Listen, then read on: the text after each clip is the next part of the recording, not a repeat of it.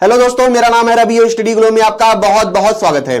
दोस्तों, आपको पता है कुछ ऐसे प्रोजेक्ट होते हैं जिन पे कोई एक देश सारा का सारा पैसा नहीं लगा सकती है, क्योंकि ऐसे प्रोजेक्ट को शुरू करने के लिए बहुत सारे पैसे खर्च होते हैं, बिलियन डॉलर्स रुपए खर्च होते हैं और लगातार हर साल उसमें इतने पैसे जाते रहते हैं।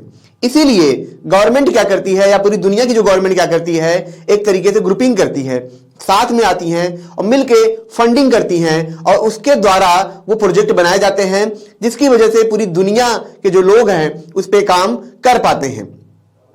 जैसे कि हम बात करें LHC लार्ज हैड्रॉन कोलाइडर, या हम बात करें LIGO प्रोजेक्ट की, या हम बात करें न्यूक्लियर फ्यूजन प्रोजेक्ट की, तो इन सब में आप देखेंगे कि अकेले कोई देश शामिल नहीं होता है। मेजर पार्ट भले ही किसी के पास हो, या फिर हम ऐसे प्रोजेक्ट मेजर पार्ट भले ही किसी के पास हो, लेकिन इसमें सभी देश आते हैं, काफी लोग आते हैं, ताकि क्या हो, खर्चा कम हो सके और काम ज्यादा किया जा सके।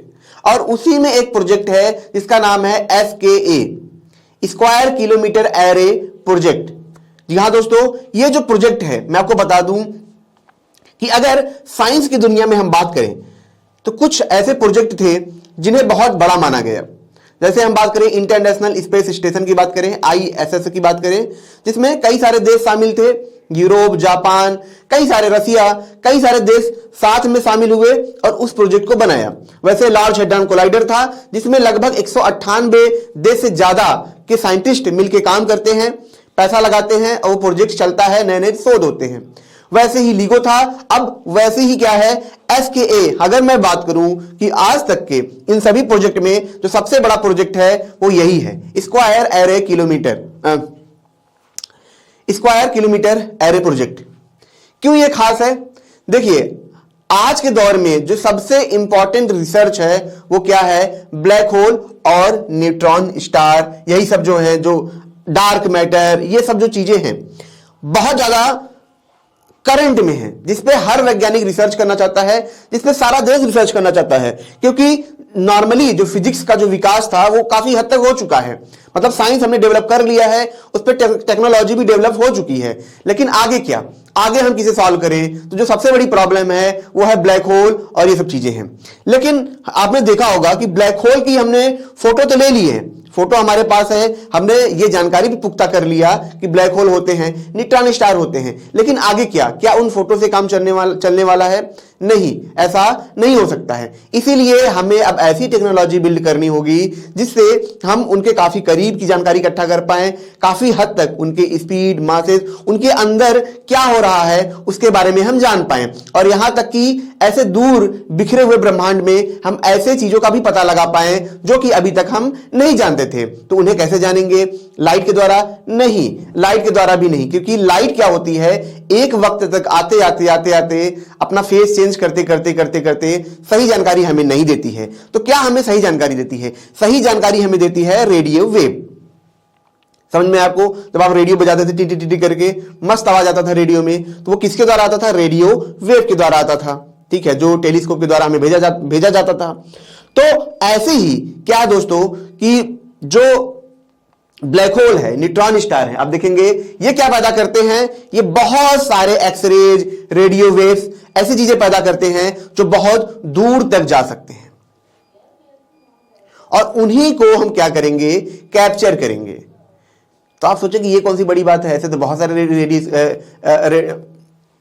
रेडियो वेव टेलीस्कोप हैं, बहुत सारे हैं, बहुत सारे टेलीस्कोप भी थे, लेकिन जब जेम्स वेब टेलीस्कोप गया तो सबसे एडवांस था। तो वही बात हो रही है, जो SKA प्रोजेक्ट है, इसमें जो चर्चा होगी वो चर्चा होगी कि दुनिया का सबसे बड़ा और सबसे एडवांस रेडियो टेलीस्कोप बनाने के लिए, यानी कि हम सिर्फ ब्लैक होल के बारे में जानेंगे नहीं, उसका कतरा कतरा जान लेंगे, उसके अंदर के सारे रहस्य को जान लेंगे, यहां तक कि उसकी स्पीड, मास और जितने आसपास नई चीजें हैं, डार्क मैटर, ये सब चीजों के बारे में हम काफी गहन जानकारी इकट्ठा कर सकते हैं। कैसे कर सकते हैं? आप जरा सोचिए कि आप क्या करते हैं।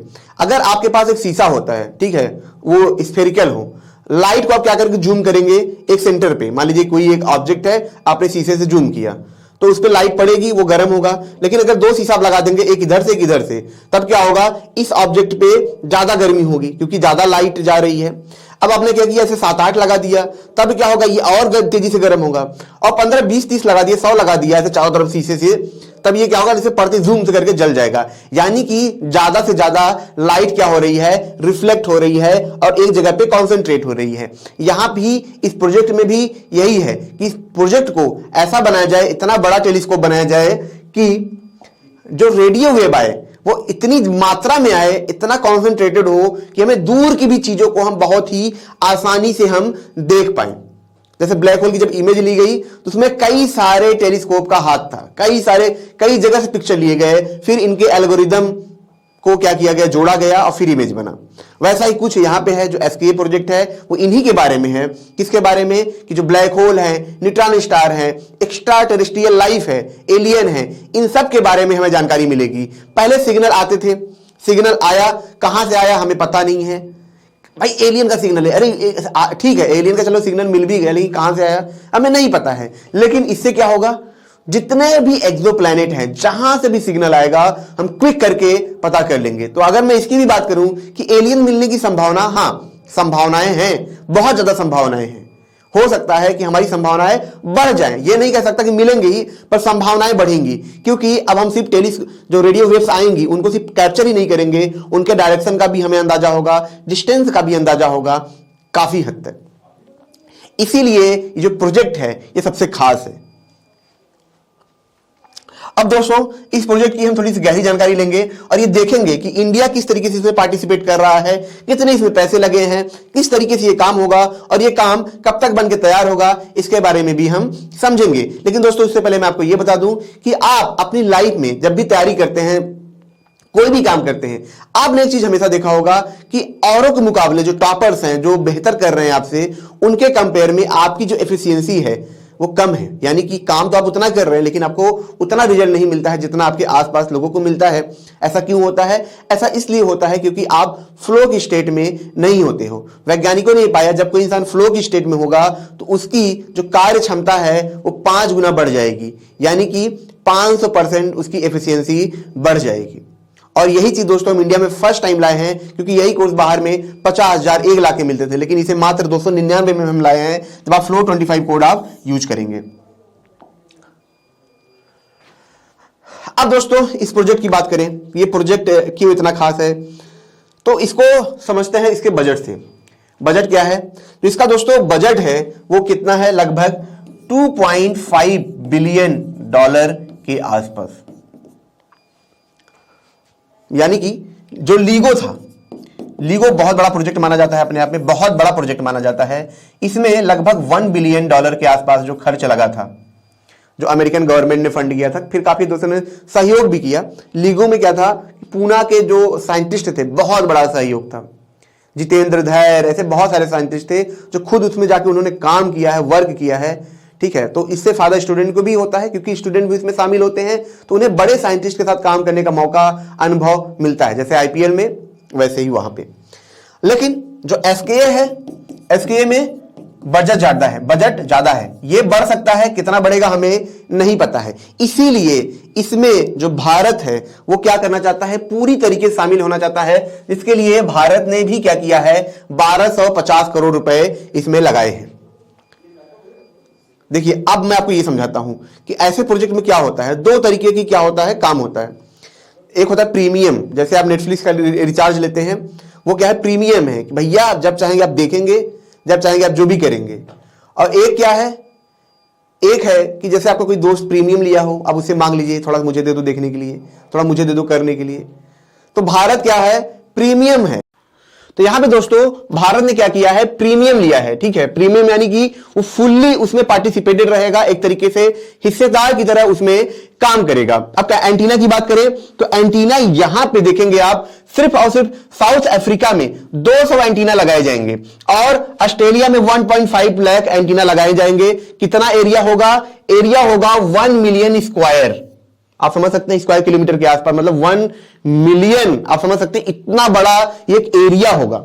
आप समझ सकते हैं, कल्पना कर सकते हैं। यानी कि ये जो प्रोजेक्ट है, ये प्रोजेक्ट कई लाख एंटीना से मिलकर बनेगा ऑल ओवर वर्ल्ड में, और इस एंटीना का जो डेटा है वो इकट्ठा होगा और इस तरीके से ये पूरा काम होगा। यहां पे अगर इंडिया की हम बात करें तो इंडिया क्यों इतना ज्यादा इंपॉर्टेंट है इस प्रोजेक्ट के लिए, क्योंकि इंडिया इससे पहले बहुत advance giant metre wave radio telescope, ठीक है, जिसको GMRT भी बोलते हैं, ये इंडिया बना चुका है। इसीलिए जो इंडिया का योगदान है इसमें बहुत ज्यादा होने वाला है। अब मैं इसकी खासियत की बात करूं तो वर्ल्ड में जो सबसे एडवांस टेलीस्कोप है उससे 50 से 60 गुना टाइम्स ये ज्यादा एडवांस होगा। कब ये बन के तैयार होगा? बन के तैयार होगा 2022 से शुरू हुआ है और 2025 तक, अगले साल तक इसका फर्स्ट फेज जो है वो तैयार हो जाएगा, यानी कि काम करना शुरू कर देगा, ठीक है। और इसकी स्टार्टिंग की बात करते हैं, ये जो प्रोजेक्ट चर्चा में आया ये 1980 से आया है, लगभग आज 3 दशक से पहले से ये इस पे काम हो रहा था, ठीक है। और 1990 के बाद से, ठीक है, भारत इसमें क्या किया, पार्टिसिपेट करने लगा, ठीक है, और भारत मतलब इसमें इन्वॉल्व होने लगा। तो भारत आप देखेंगे पहले से ही साइंस को लेकर काफी ज्यादा अवेयर था, इसीलिए वो कई सारे प्रोजेक्ट में इन्वॉल्व रहा, जिसका फायदा हमारे इंडियंस को मिलेगा, क्योंकि इस प्रोजेक्ट में सिर्फ जो पूना है, जो पुणे के रिसर्चर हैं वो तो शामिल होंगे ही होंगे, IIT के, आइजर के जो स्टूडेंट हैं, जो रिसर्चर हैं, वो भी इसमें शामिल होंगे। तो आप समझ सकते हैं कि इसका जो फायदा होगा काफी बेसिक स्तर पे जो स्टूडेंट हैं उन सबको बहुत ज्यादा फायदा होगा, और सबसे ज्यादा फायदा पूरी दुनिया को होगा, क्योंकि दुनिया एक नई दुनिया को देख पाएगी। तो दोस्तों मिलते हैं नेक्स्ट लेक्चर में। Thank you so much.